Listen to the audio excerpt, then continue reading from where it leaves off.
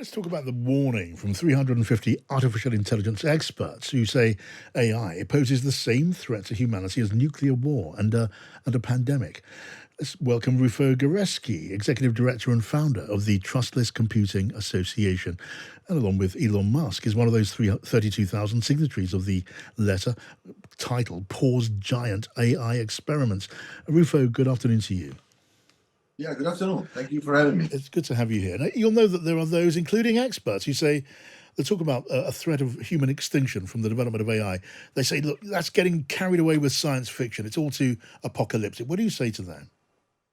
Well, I think that what we've seen in the last few weeks is just the piling up of evidence over the last 5 or 10 years, in which surveys of AI experts, very insiders of the industry, and some very in-depth research, and also the capabilities that we've all seen in the last few months, and the capabilities that some nation states are likely building up and getting to know that we don't know about. All of this is piling up, and they all came out of the closet, as they say. Yes. And so you have this incredible happening 2 days ago, in which the CEOs of the leading companies, we're talking Google, Microsoft, and OpenAI, so these companies that have the most to lose from over-regulation of nation states coming in are blowing the whistle, saying we have a risk of extinction. So there's really, I think, no doubt that this is absolutely real. And actually, if you tell me what is my emotional status at the moment, I am astonished about the lack of understanding on the media. So I thank you for doing this transmission, because I think many of the media, people don't do this full time like we do, and they don't really understand even the term extinction as opposed to catastrophic. Yes. Because nuclear and climate change are not extinction risks. They're catastrophic risks, because humanity is not going to be canceled. Yes. AI is actually extinction. Right. Well, So, yeah. well, look, if I can tip the balance just for a moment in favour of understanding, then that's worth doing. It's worth pointing out that you're not talking literally about the killer robots of science fiction and themes of supercomputers making trains and planes crash into each other to eliminate the human competition. The threat takes an infinite variety of forms. The way in which the extinction could happen, it's very unlikely to be robots running on the streets and killing humans. Yes. There are and the rationale is not going to be AI wanting to kill humans.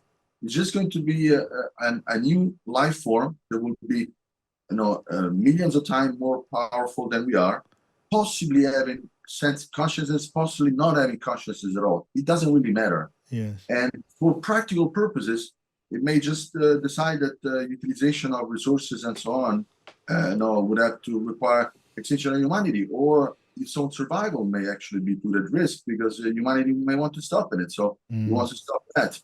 And the other day I live in Rome, and sometime in the summer you have ants that come in all over, and I had all these ants on my sink. And I was in a hurry, and sometimes I try to avoid to squashing those, but saving 3-4 minutes of my time was good, and so I killed 100 of those ants, right? So to a super being, we humans, the value that we give ourselves may not be the same of these extremely powerful beings that can come to fore. Yeah. And so the actual extinction could come. I mean, these systems can actually take control of the financial markets, can hack any kind of devices. Even nuclear arsenals are very highly connected, way more than they were decades ago.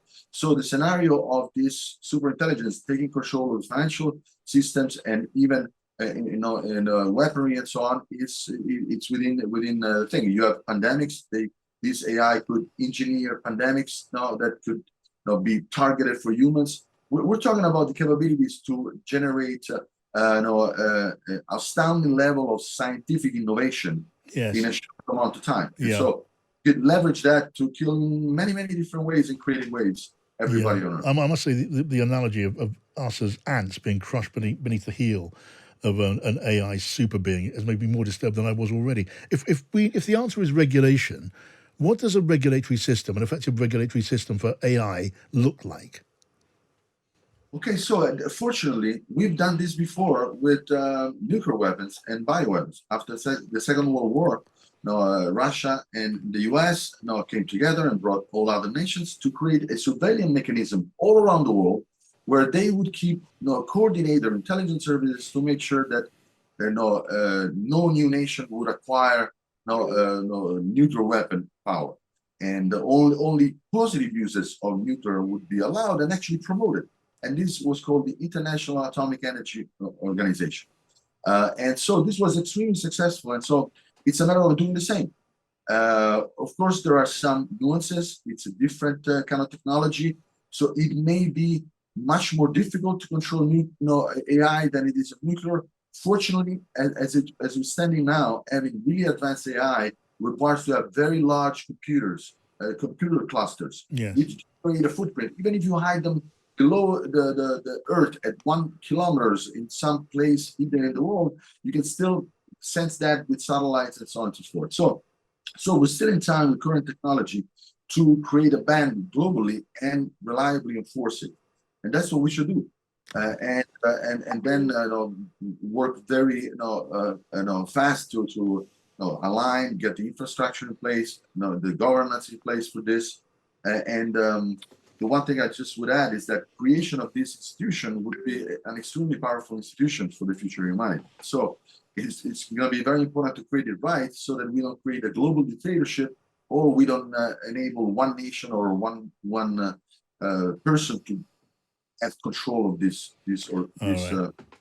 world. So okay, Rufo Guerreschi, you've conjured a scary vision. Let's see if it has its required effect. Rufo, thank you.